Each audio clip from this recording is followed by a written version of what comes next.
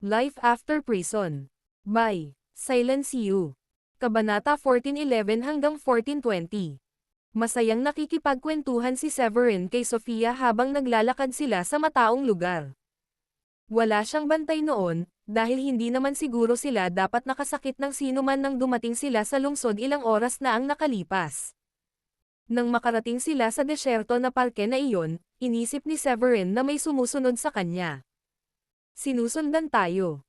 Napakunot ang noo ni Sofia at lumingon sa likod nang makita ang isang kaakit-akit at medyo may kurbang dalaga na sumusunod sa kanila mula sa likuran. Parang may gustong sabihin ang kakaibang babae ngunit nag-aalangan itong gawin. Nang mapansin ng dalaga na nakatingin sa direksyon niya si Sofia ay agad niyang ibinaba ang ulo at nag-iwas ng tingin, na parang medyo natakot. Nanatiling malapit si Sofia kay Severin at dahan-daang naglakad. Pagkaraan ng ilang oras, lumingon siya kay Severin at nagtatakang nagtanong dito. Kilala mo ba siya? Bakit niya tayo sinusundan? Ngumiti ng pilit si Severin. Bakit ko naman siya makikilala? First time kong pumunta dito.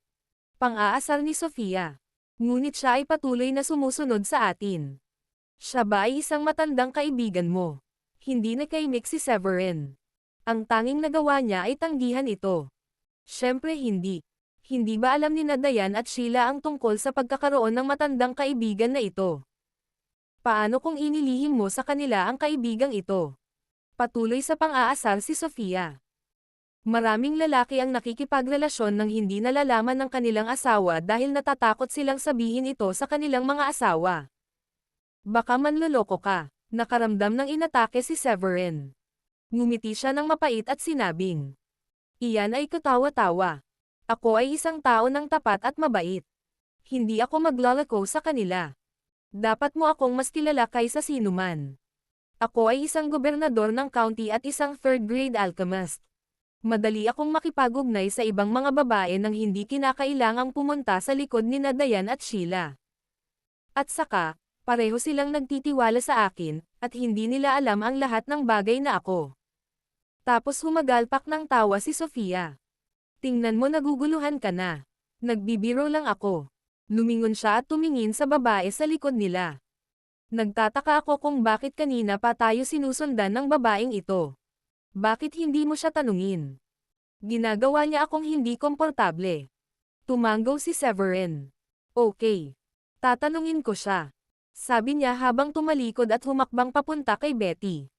First time ni Betty na gumawa ng ganoon, kaya medyo kinabahan siya nang makita niyang naglalakad si Severin papunta sa kanya. May problema ba, Miss? Bakit mo kami sinusundan?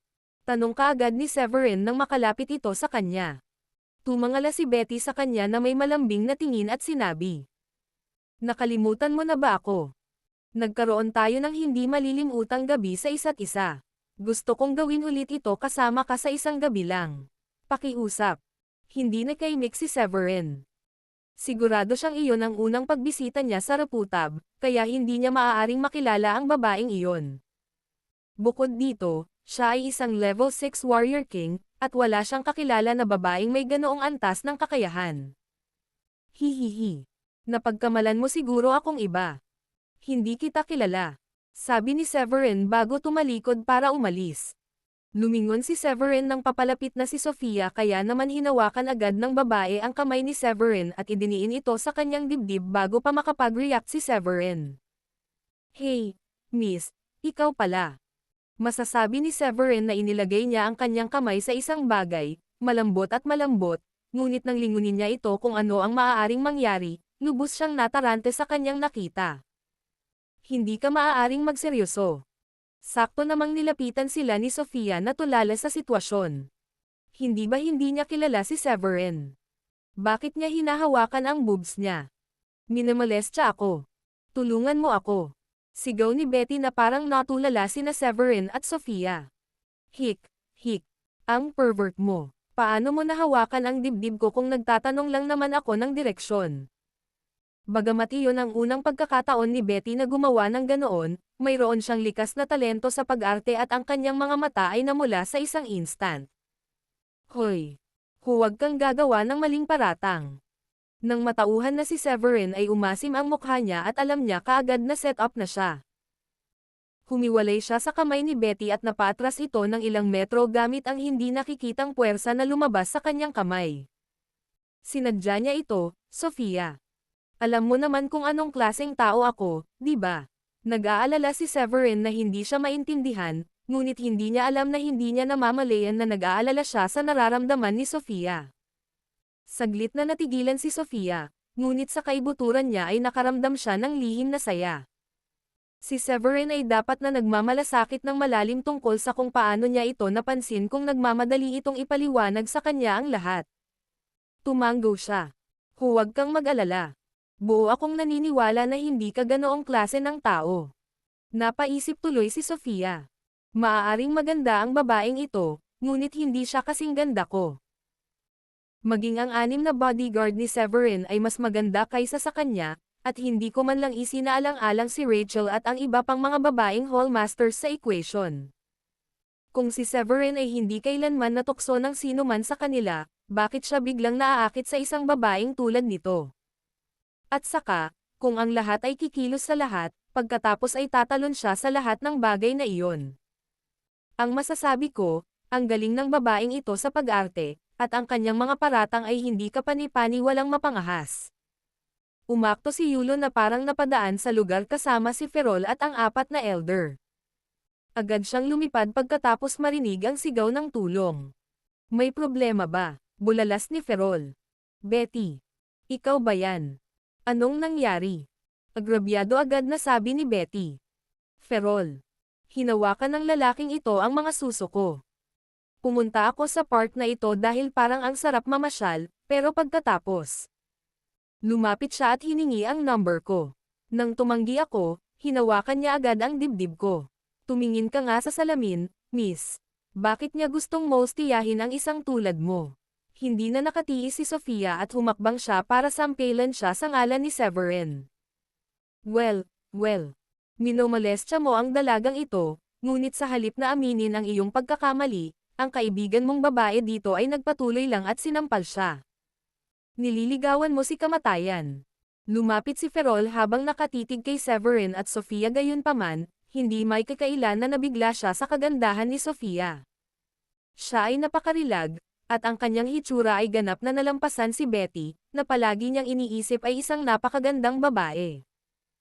Naghukay ka ng sarili mong libingan sa pamamagitan ng pang-aapi sa dalagang ito. Walang hiya. Walang hiya talaga. Hindi ganyan ang paraan para ipahayag ang pagkahumaling mo sa isang babae. Isa kang pervert sa paghawak sa kanyang suso dahil lang hindi niya binigay ang number niya. Nakakadiri. Ang taong ganyan ay nararapat mamatay. Agad na sinimulan ni Yulon at ng mga elder na hatulan si Severin. Kumunat ang noo ni Severin. Lahat naman kayo kasama sa bagay na to, di ba? Kung gusto mo akong salakayin, bakit hindi nyo nalang gawin? Bakit nyo pa kailangang gumawa ng mga katawa-tawang dahilan? Nakakatawa na subukan mong gumawa ng ilang lehitimong dahilan para patayin ako. Isang bitag. Kaya't kung ano iyon. Biglang natauhan si Sofia at hindi niya maiwasang mapangiti. Sa halip na tanungin ang magkabilang panig upang malaman kung ano ang tunay na nangyari, naniwala ka kaagad sa kanyang mga sinabi.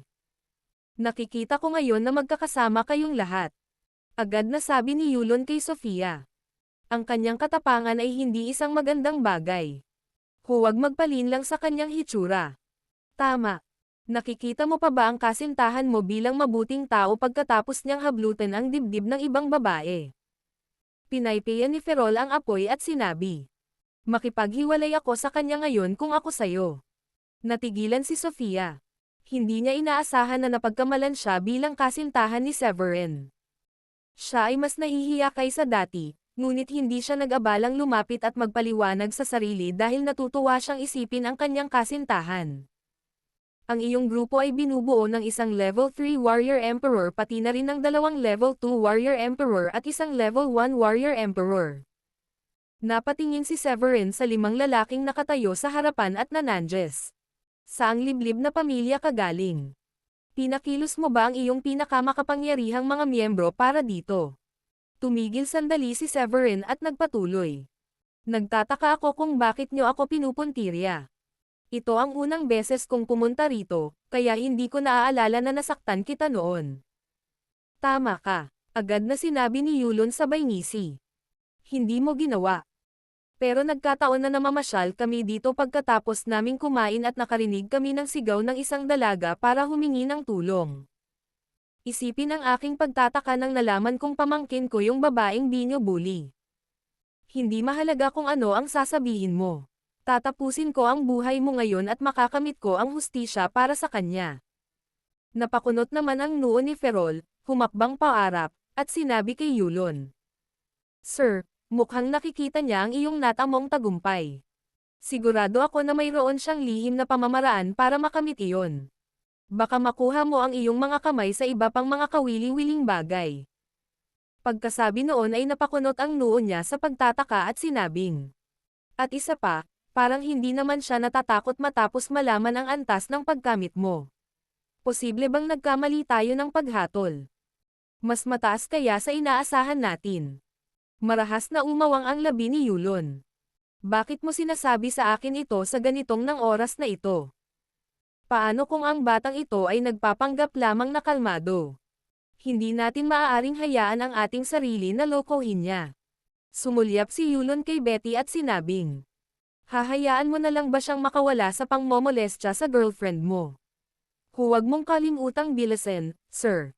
Nagmamadaling paalala ng Great Elder. May 2 taong dumaraan na nakatingin na sa kanila mula sa malayo, at natatakot siyang baka maakit doon ang mga tao mula sa ibang mga liblib na pamilya. Oo, tumanggo si Yulon. Agad na bumalot sa kanyang nakakuyom na kamao ang surge of spiritual energy. Ayokong makinig sa mga argumento mo. Mamamatay ka na ngayon. Pagkatapos magsalita, si Yulon ay agad na naging isang after-image at sinugod si Severin. Hihihi. Sa tingin mo kaya mo akong patayin? Ngumisi si Severin.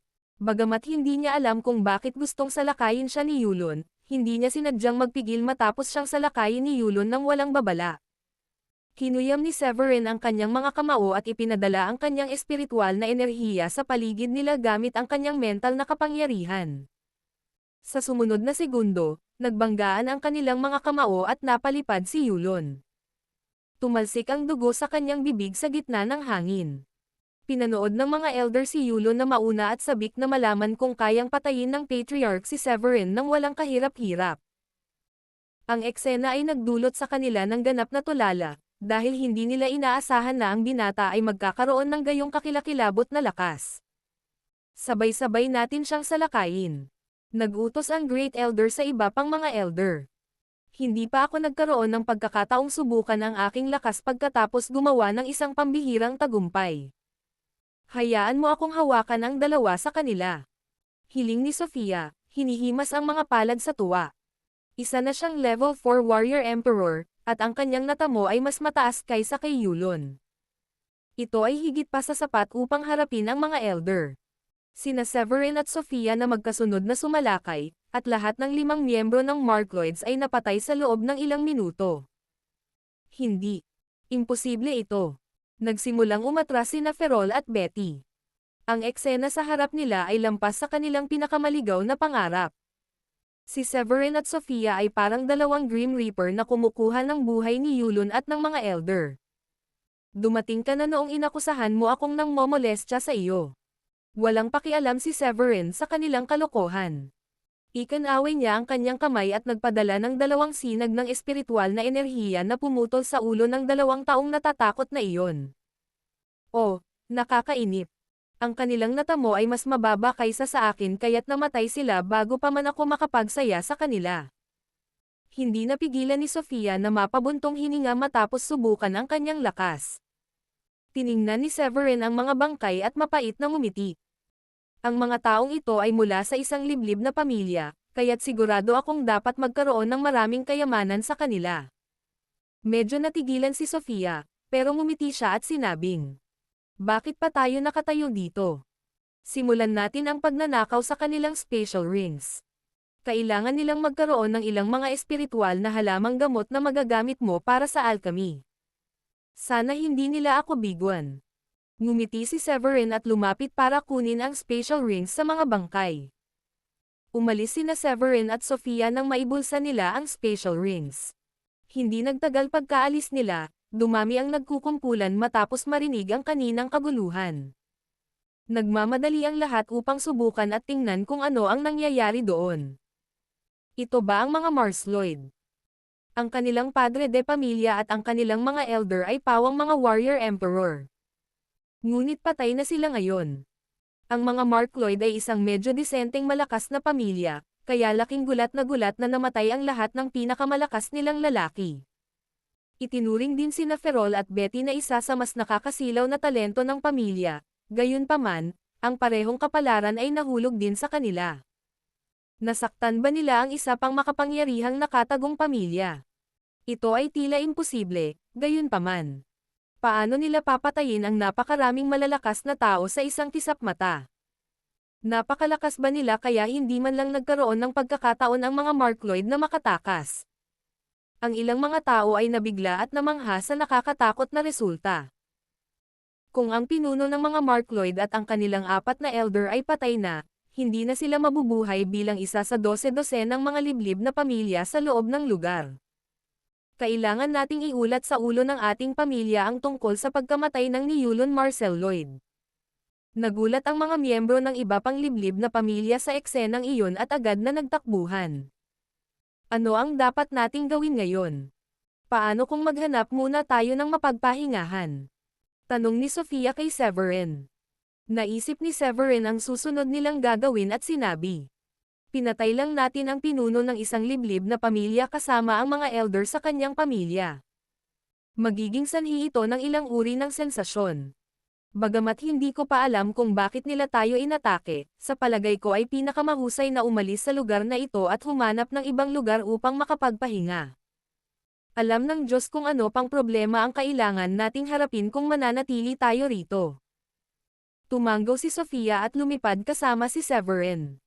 Habang dahan-dahan silang naglalakad palabas ng lungsod, sabi ni Sofia. Mukhang wala ng ibang mga lungsod sa paligid dito. Ngumiti si Severin. Dapat mayroong ilang mga nayon sa paligid ng labas ng lungsod. Maghanap tayo ng isang nayon kung saan tayo makakapagpahinga para sa gabi, at kung kailangan nating bigyan sila ng isang bagay bilang kapalit, kung gayon ay gayon. Ano sa palagay mo? Agad namang nagliwanag ang mga mata ni Sofia at pumayag ito. Ayos lang sakin yun.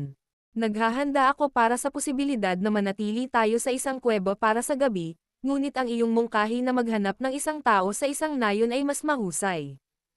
Tumingin si Severin kay Sofia at tumawa. Nagulat ako na handa kang magpalipas ng gabi sa isang kuweba. Ikaw ay isang magandang babae, at ikaw ay may marangal na katayuan bilang anak din ng isang sectmaster. Nagkibit balikat si Sofia na walang pakialam. Bilang mga practitioner ng paggamit, hindi tayo mag-i-improve at lalago kung hindi natin kayang tiisin ang ilang uri ng pagdurusa. At saka, hindi ako isang batang babae na laki sa layaw. Kung ako nga, hindi ko man lang maabot ang ganitong antas ng paggamit. Tumigil si Sofia, at muling nagsalita. Ang malabong na kagubatan ay napakalaki, at ito ay puno ng mga halimaw at hayop. Ang paghahanap ng caprahol, ang mga miyembro ay hindi isang bagay na makakamit sa loob ng ilang araw. Ang kuweba ang tanging pinakaligtas nating opsyon. Tumanggaw si Severin bilang pagsang-ayon. Maaaring anak si Sofia ng isang lider ng sekta, ngunit hindi naman siya mayabang. Talagang kapuri-puri ang gayong saloobin. Kung tutuusin, pakiramdam ng ilang kabataang babae mula sa mga pamilyang may mataas na uri na sila ay mas mataas kaysa sa mga ordinaryong tao, lalo na kung ang mga kabataang babae ay mga anak ng patriarch. Nagkwentuhan silang dalawa nang makarating sila sa isang maliit na nayon hindi kalayuan sa lungsod.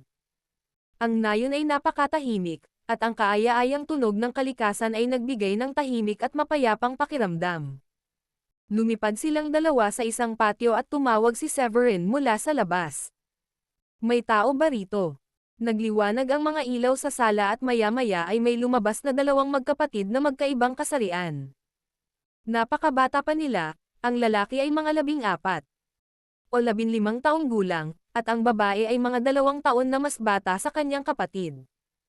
Nasaan ang mga magulang nyo? Wala ba sila?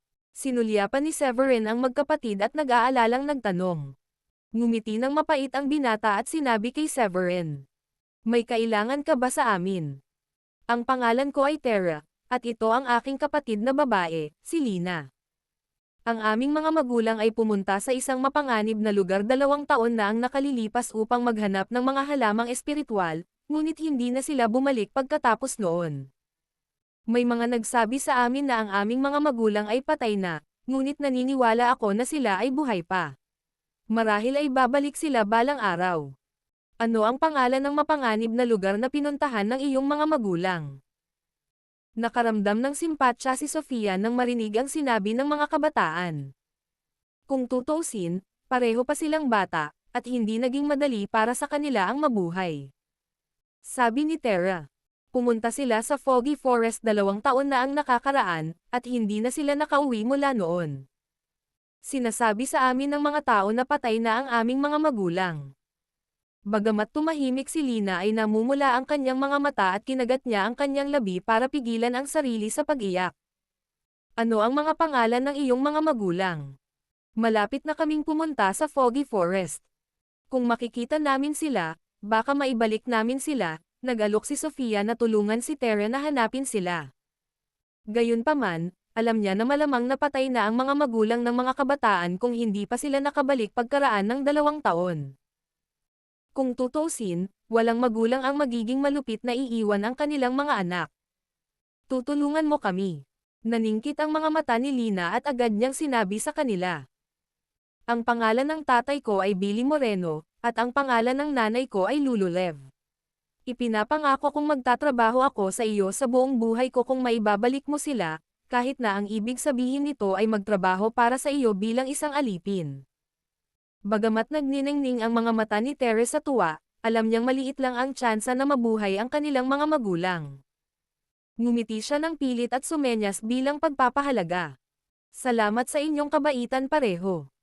Alam kong napakaliit ng pagkakataon na mabuhay ang aming mga magulang, ngunit hindi na lang kami uupo at tatanggapin iyon. Kung maibabalik mo ang aming mga magulang, handa kaming gawin ang lahat para mabayaran ka. Nakangiting sabi ni Severin. Ang Foggy Forest ay napakalaki, at may makapal na ulap sa lahat ng dako. 2 taon na ang mga magulang niyo doon, kaya hindi namin masisiguro na matutulungan ka naming mahanap sila. Gayunpaman, dahil papunta na kami doon, tutulungan ka naming hanapin sila. Baka maabyutan lang namin sila sa loob ng kagubatan. Marahil ay natrap sila sa isang lugar pagkatapos makatagpo ng mahirap na sitwasyon. May pagkakataon na ganito. Dagdag pa ni Severin. Mahanap man namin sila o hindi, dadaan kami dito pagbalik namin at dadaan para ipaalam sa iyo. Hindi ka namin hahayaang maghintay ng walang hanggan. Maraming salamat. Magalang na sabi ni Tara. Tila hindi masamang tao si Severin kay Tara, sa tanong ng binatilyo. Matutulog na sana kami nang dumating kayo. May maitutulong ba kami sa iyo? Nakangiting sabi ni Severin. Dumaan lang kami, at wala kaming matutuluyan para sa magdamag. Nagplano kaming magdamag dito at ituloy ang aming paglalakbay bukas ng umaga. Sa tingin mo ba ay maginhawa para sa iyo na manatili dito ng gabi? Tumingin si Tereki na Severin at Sofia bago sinabi. Mag-boyfriend kayong dalawa, di ba? Kung oo, ayos lang. Iisa lang ang bakanteng kwarto dito, ibig sabihin, kailangan ninyong dalawa na magsama sa isang kwarto. Oh, saglit na hindi nakaimik si Severin, ngunit alam niyang mula sa liit ng bahay ay walang dagdag na kwarto doon. Namula si Sofia, ngunit nang makita niya ang pag-aalinlangan ni Severin, nag-ipon siya ng lakas ng loob at sinabing. Siyempre, magpapasalamat kami hanggat nakakuha kami ng matutuluyan. Nakangiting sabi ni Tara. Kumain na ba kayo? May natitira pa tayong pagkain. Ibibili kita. Napakasimple lang, kaya sana okay ka lang yan. Ikanaway ni Severin ang kanyang mga kamay. Hindi mo kailangang dumaan sa lahat ng problemang iyon. Naghapunan na kami. Tumingin siya sa dalawa at kumuha ng 2 pills para sa kanila. Ang isa sa inyo ay level 8 Profound Master, habang ang isa naman ay level 9 Profound Master. Kayong dalawa ay may kakaibang talento. Heto, inumin ang 2 tabletang ito. Ito ay tanda ng aking pasasalamat sa pagpapatira sa amin sa inyong lugar sa gabi. Isang first grade high rank pill. Lumaki ang mga balintataw ni Lina at muntik na siyang maglaway nang makitang may determinadong tingin din si Terra. Ang paggawa ng isang pambihirang tagumpay sa level 1 Warrior King ay hindi kapanipaniwalang mahirap, lalo na dahil sa malaking agwat sa pagitan ng isang Profound Master at isang Warrior King. Gayunpaman, pinipigilan pa rin niya ang kanyang salpok at ngumiti ng pilit kay Severin. Pero isang gabi ka lang titira sa amin, at nangako ka pa na hahanapin ang mga magulang namin. Hindi namin matatanggap ang ganoong kamahal na regalo. Pagkatapos, hinailan ni Terra si Lina Bark at sinabing, hindi namin matatanggap ang isang bagay na napakahalaga, Lina. Walang ibang ginawa si Severin kundi ang paghanga sa mga binatang iyon.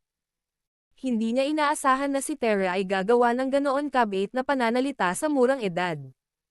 Nakangiti niyang sabi, salamat sa kapalaran na nakilala ka namin. Maaaring napakahalaga sa iyo ng item na ito, ngunit madali akong makakagawa ng higit pa habang nakapikit. Agad namang kumbansihin ni Sofia. Kunin mo, dinala kami ng tadhana sa iyo at sa iyong kapatid, nais lang ni Severin na tulungan kang gumawa ng tagumpay sa Warrior King ng mas maaga. Kung ganoon, maraming salamat, kung gayon. Sa wakas ay ininom ni Terra ang tableta mula kay Severin. Pagkatapos ay dinala ni Terra sina Severin at Sofia sa isang silid at sinabi sa kanila. Ito ang orihinal na silid ng aming mga magulang. Bagamat simple ito, madalas ko itong nililinis sa pag-asang babalik ang aming mga magulang sa lalong madaling panahon o huli. Nakaramdam ng emosyon si Severin nang tingnan niya ang walang bahid na silid na iyon. Nang makaalis na ang magkapatid, lumapit si Severin para isara ang pinto. Biglang naging awkward ang atmosphere. Maaari ka nang matulog. Dito ako uupo at magsasanay. Awkward na sabi ni Severin kay Sofia pagkatapos ng ilang pag-iisip. Si Sofia ay isang magandang babae, at si Severin ay nag-isip sa kanya dahil sila ay magkasundo. Gayunpaman, ang dalawa sa kanila ay bago lamang magkakilala, at ito ay masyadong awkward na matulog sa iisang kama sa isa't isa. Napakagatlabi si Sofia habang bumibilis ang tibok ng puso niya. Sa wakas, mahina niyang sabi. Hindi ka ba pagod sa buong araw na paglalakbay? Bukas na lang ulit natin ipagpatuloy ang ating paglalakbay. Gawin na lang natin ito at matulog na tayo. Pagkasabi niya noon, natakot si Sofia na baka hindi siya maintindihan ni Severin, kaya dagdag niya. Ngunit siguraduhin na panatilihin ang iyong mga kamay sa iyong sarili kapag tayo ay natutulog sa iisang kama. Awkward na sabi ni Severin. Iyon. Mukhang hindi magandang ideya iyon. Parehas tayong matanda na, at sisirain ko ang reputasyon mo kapag may makaalam na natulog tayo sa iisang kama. Nawalan ng masabi si Sofia. Tumanggi lang ba siya sa akin kahit ako na ang nagkusa na tanungin siya? Medyo tumama ang kanyang pagpapahalaga sa sarili. Inilibot niya ang paningin kay Severin. Bakit ka ba nag-aalala kung sinabi ko na sa'yo na wala akong pakialam? Mas alam ko kaysa sa sino man kung sinira mo ba o hindi ang reputation ko. Tsaka walang makakaalam nito kung itatago mo sa amin ito sa sarili natin. O sinasabi mo ba sa akin na ayaw mong matulog sa iisang higaan kasama ko dahil natutokso ka sa kagandahan ko? Hindi nakaimik si Severin. Naiintindihan niya ang hindi maintindihang loika nito. Siya ay nag-iingat lamang upang mapanatili ang kanyang kahinhinan, ngunit siya ay nagalit dahil doon. Kinawayan niya agad ang kamay niya at sinabing, hindi. Siyempre hindi. Napakaganda mo, ito lang. Kung hindi ako naaabala nito, hindi mo rin dapat. Pinutol siya ni Sofia at malamig na ngumuso. Hinubad niya ang kanyang sapatos at humiga sa kama. Gayunpaman, siniguro niyang mag-iwan ng malaking espasyo para manatili si Severin sa Severin ay tumingin sa kanya at ngumiti ng mapait. Nag-aalala siya na baka magalit pa ito kaya minabuti niyang humiga na lang sa tabi niya. Nang malaman ni Sofia na kasama niyang nakahiga si Severin sa iisang kama, bumilis ang tibok ng puso niya at labis siyang kinabahan. Hindi sumagi sa isip niya na magkakaroon siya ng pagkakataong makasama si Severin. Nakaramdam siya ng kaba, kaunting takot, at medyo sabik sa mga susunod na mangyayari. Sa huli, nakatulog si Sofia. Tirik na ang araw nang magising siya kinaumagahan. Gising ka na pala. Iminulat ni Severin ang kanyang mga mata at nakita ang isang pares ng malalaking mata na nakatitig sa kanya. Awkward siyang umupo at umayos ng upo. Hindi inaasahan ni Sofia na mapapansin ni Severin na nakatitig ito sa kanya. Nakaramdam siya ng labis na kahihiyan, at agad siyang bumangon sa kama upang ipaliwanag ang sarili. Ako. Kakagising ko lang din. Maghuhugas ako ng mukha ngayon. Kumaway si Sofia na parang tatakas sa kanya. Nang makarating sila sa bakuran, naghanda na sina Tara at Lina ng almusal para sa kanila. Tinapos ni Severin at Sofia ang almusal kasama ang magkapatid bago umalis. Babalik kami sa loob ng 1 linggo, kahit anuman. Ibabalik namin ang iyong mga magulang kung sakaling magkita kami at sila ay buhay. Sabi ni Severin sa kanila bago lumipad kasama ang sofa sa di kalayuan. Nawala ang mga figurine ni Severin at Sofia sa paningin ni Tara at Lina. Sa tingin mo kaya nilang ibalik si Nanot at tatay? Napatingin si Lina sa langit kung saan patungo si Severin at Sofia. Ngumiti ng mapait si Tara kay Lina. Hindi ko kayang magsinungaling sa iyo, kaya magtatapat ako sa iyo at sasabihing napakaliit ng mga pagkakataon. Total, nabanggit na nila na napakaliit ng posibilidad na makilala sila nanay at tatay kapag nagkataon. Napakadelikado ng Foggy Forest, at walang makakapagsabi kung makakalabas ba sila ng buhay o hindi. Napaka-imposibleng magtatagumpay sila nanay at tatay sa isang lugar kung saan iyon ay napakadelikado. Kung buhay sina nanay at tatay, nakabalik na sana sila ngayon. Malungkot ang ekspresyon ng mga mata ni Tara at bahagyang nagbago ang tono. Pero mabuti na lang at pumunta sila roon at pumayag silang tulungan tayong mahanap ang ating mga magulang. Palaging may pagkakataon na magkaroon ng mga himala. Oo. Naikuyom ng mahigpit ni Lina ang kanyang mga kamao. May bakas ng determinasyon sa mga mata niya. Umaasa din ako ng milagro. Napangiti ng mahina si Tara. Sabi niya sa kay Lina. Magsanay tayo ng mabuti para sa susunod na 2 araw at gamitin ang pil na ibinigay sa kanila. Kailangan nating itaas ang ating tagumpay sa Warrior King sa lalong madaling panahon, hindi alintana kung mahahanap nila sina inay at itay. Dahil walang tao sa paligid, magagamit na natin ang lumilipad na espada. Sabi ni Severin matapos lumipad ng ilang oras kasama si Sofia. Inilabas niya ang lumilipad na espada at pinalaki iyon para magkasya silang dalawa. Pagkatapos ay lumundag sila at lumundag ng mas mataas pa sa hangin at nagpatuloy sila sa kanilang paglalakbay. Ang dalawang magkapatid na iyon ay napaka-mature para sa kanilang edad. Hindi ko maiwasang maawa sa kanila, at talagang umaasa akong buhay pa ang kanilang mga magulang. Sabi ni Sofia habang iniisip sina Tara at Lina. Maraming tao ang napipilitang dumaan sa ilang mga paghihirap at mahihirap na karanasan sa murang edad. Ngumiti ng mapait si Severin at nagpatuloy.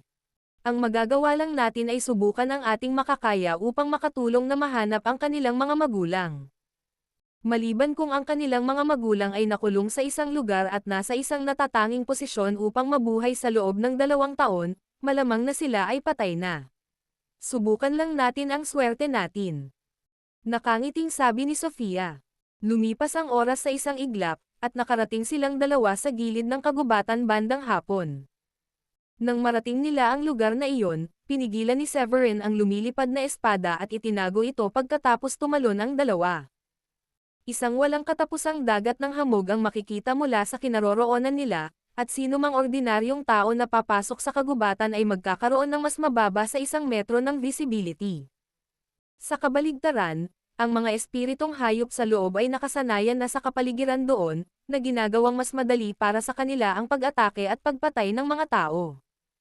Kahit na ang mga Profound Master ay maaaring makitang mapanganib na pumasok sa kagubatan dahil wala silang sapat na lakas sa pag-iisip.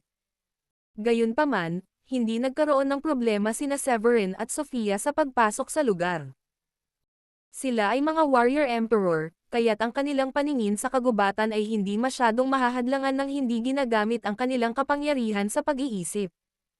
Ang pagpapalawak ng kanilang mental na kapangyarihan sa loob ng isang tiyak na radius ay magpapahintulot sa kanila na makakita ng ilang milya pa sa kagubatan.